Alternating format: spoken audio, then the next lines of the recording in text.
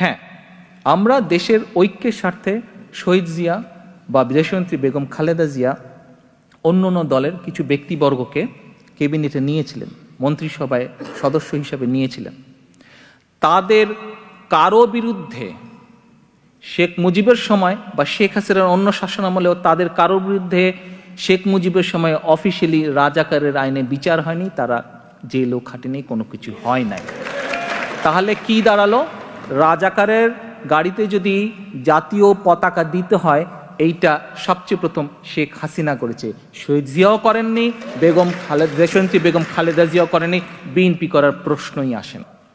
হ্যাঁ, আমরা দেশের ঐক্যের স্বার্থে শহীদ জিয়া বা দেশনেত্রী বেগম খালেদা জিয়া অন্য দলের কিছু ব্যক্তিবর্গকে ক্যাবিনেটে নিয়েছিলেন, মন্ত্রিসভায় সদস্য হিসাবে নিয়েছিলেন।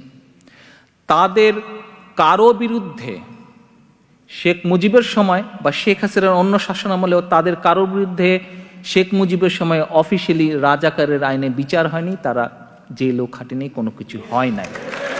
তাহলে কি দাঁড়ালো? রাজাকারের গাড়িতে যদি জাতীয় পতাকা দিতে হয়, এইটা সবচেয়ে প্রথম শেখ হাসিনা করেছে, শহীদ জিয়াও করেননি, দেশনেত্রী বেগম খালেদা জিয়াও করেনি, বিএনপি করার প্রশ্নই আসে না।